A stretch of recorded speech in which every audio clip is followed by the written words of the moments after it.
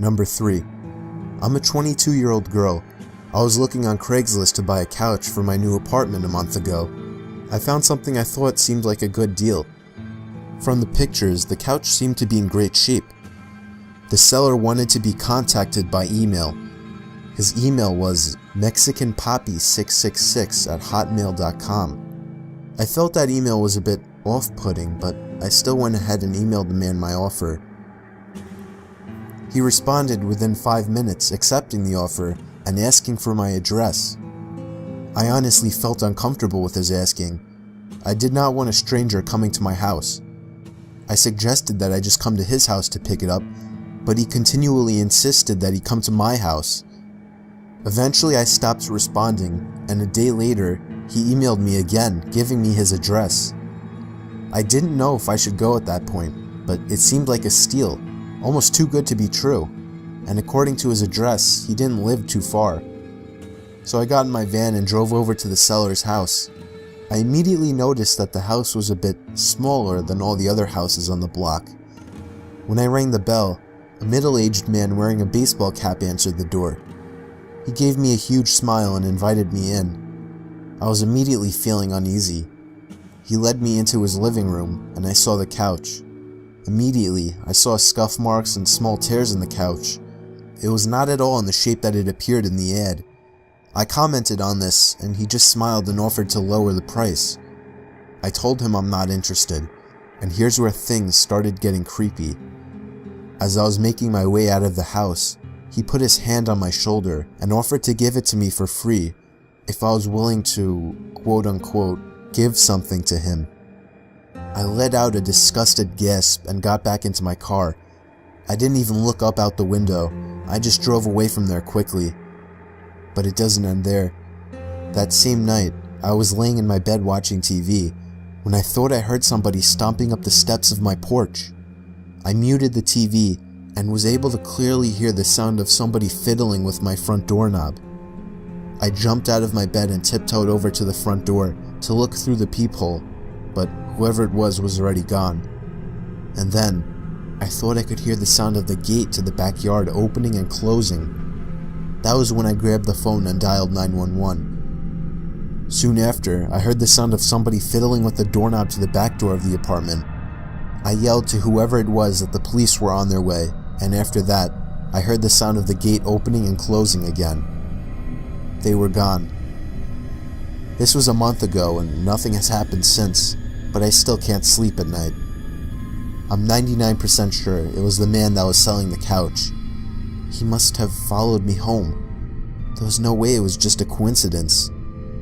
I don't plan on using Craigslist anymore, and I'm still trying to find a new apartment. Number 2. I was looking for a car to buy for my son for his 18th birthday. I was searching all the typical car websites, cars.com, eBay Motors. They were all overpriced as expected. Craigslist was the only place to find an actual deal. About a week into my search, I found an 03 Toyota Camry. It had 67,000 miles, no accidents, no damage, and good condition for only $3,500. This seemed like a steal for such a reliable car with such low mileage. The seller lived about 10 miles from me, which was a reasonable drive when looking for a car. I gave him a call to set up a time to come check it out. The man sounded normal on the phone. He assured me that there were absolutely no problems with the car. He introduced himself as Bob.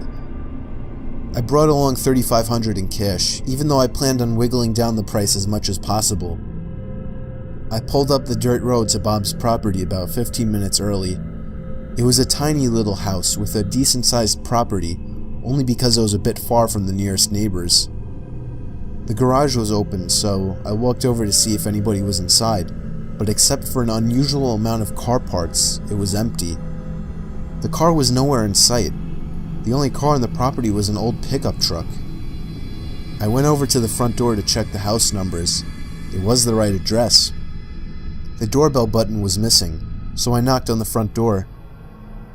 I knocked for exactly 5 minutes before deciding to give the man a call. So I dialed his number and I heard the sound of a cell phone ringing from inside the house. I was extremely confused at this point. Now I knew I had the right house. I didn't understand why, if he was home, why he wasn't answering. I decided I had to take a peek through one of the windows to see if anybody was inside.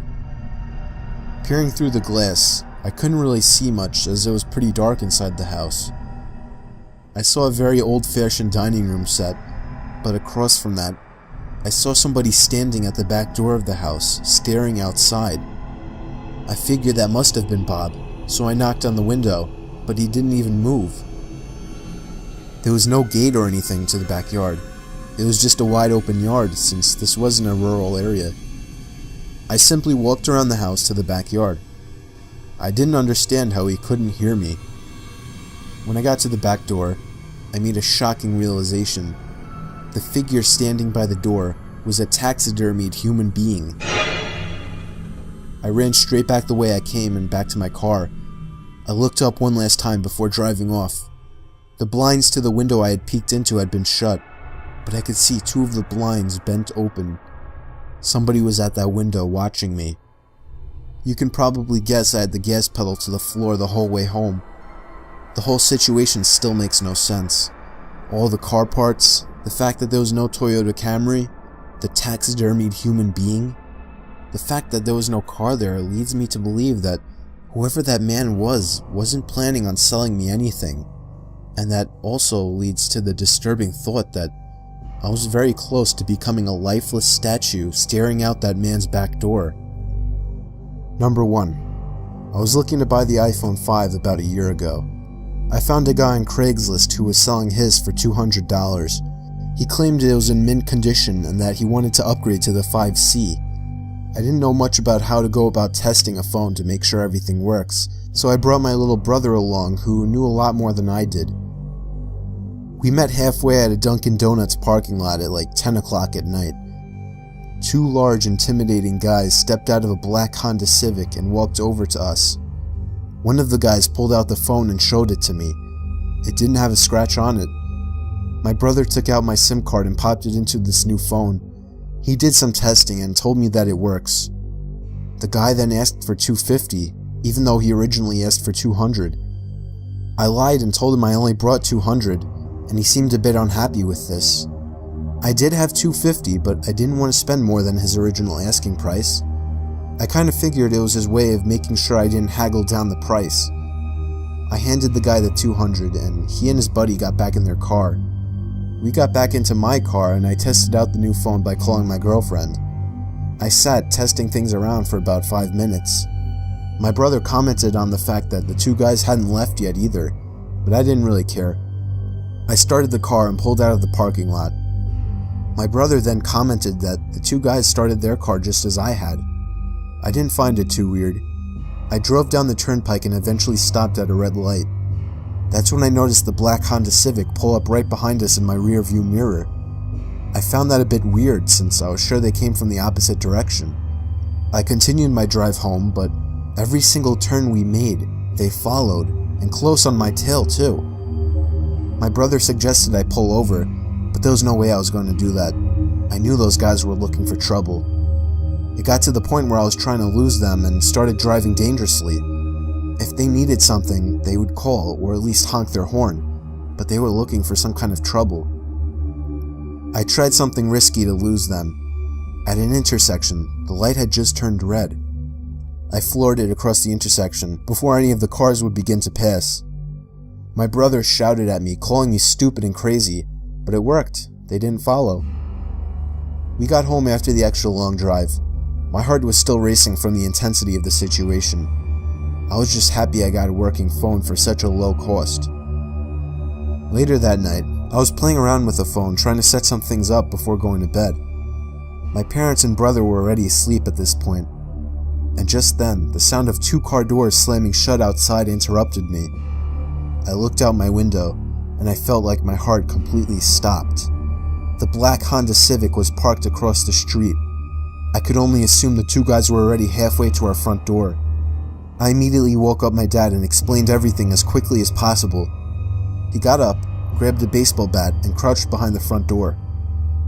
A loud knock came at the front door. My dad screamed at them to go away. One of the guys on the other side of the door claimed to have a gun, and said that he would shoot the lock off of the door if he didn't open up. My dad told me to call Joe, our friend who lives 2 doors down who happens to be a police officer. I called Joe and he said he would be right over and to stay hidden. Here's the part that still scares me to this day. There was the sound of a silenced shot of a pistol. I peeked over and saw a bullet hole in the door, inches away from my dad's head. My dad ran away from the door and we all listened. We heard Joe outside yelling at them to drop their weapons. My dad went outside to help when they lowered their guns. Joe arrested the 2 assholes. I have to say, this was the scariest day of my life, but it was also the best I had ever felt in my entire life.